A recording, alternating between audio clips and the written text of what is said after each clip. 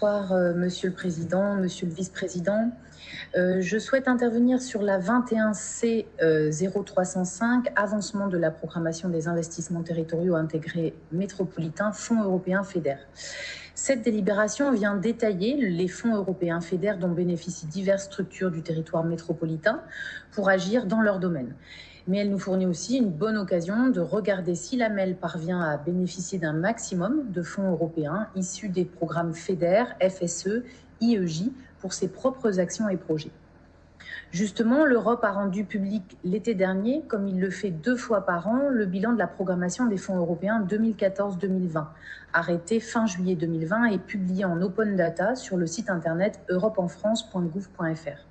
Malheureusement, ces documents laissent supposer les difficultés de l'AMEL pour mobiliser ce type de financement.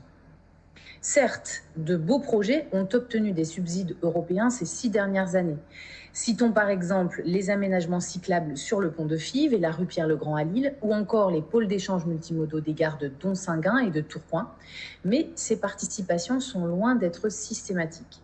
Sur la période 2014-2020, l'AMEL a perçu en direct environ 7 € de fonds FEDER par habitant, soit un peu moins de 7,5 millions d'euros en tout. Sur la même période, c'est moins que la communauté d'agglomération de Béthune-Bruay, Artois, Lys, Romanne. C'est 2 fois moins que la communauté urbaine de Dunkerque.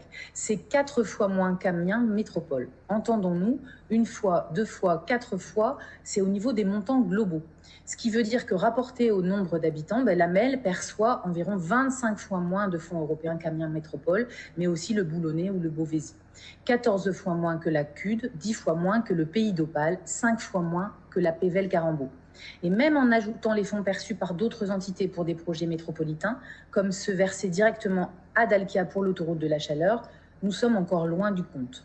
Alors est-ce que c'est un manque de projets finançables? Vu le niveau des investissements de l'AMEL, on en doute.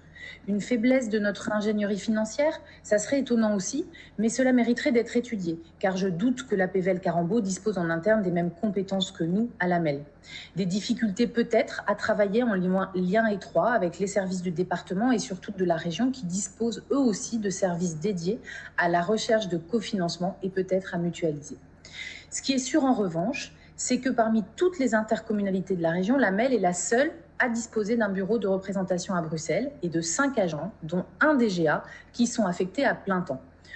Pourtant, son bureau à Bruxelles, la communauté de communes Flandre-Lys de 40 000 habitants ou celle du Ternois 38 000 habitants bénéficient proportionnellement de plus de fonds européens que l'AMEL.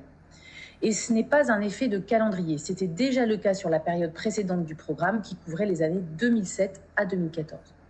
Alors en commission gouvernance, il y a 10 jours, nous avons justement eu une présentation de l'activité de notre délégation permanente auprès des institutions européennes par son directeur.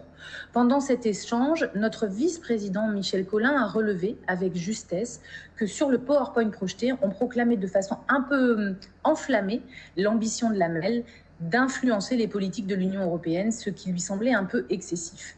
Au regard des informations fournies par l'Europe que je viens de développer, il nous semble en effet que la priorité serait déjà pour notre métropole de réussir à mobiliser plus fortement les financements européens auxquels elle a le droit pour ses projets à l'avenir.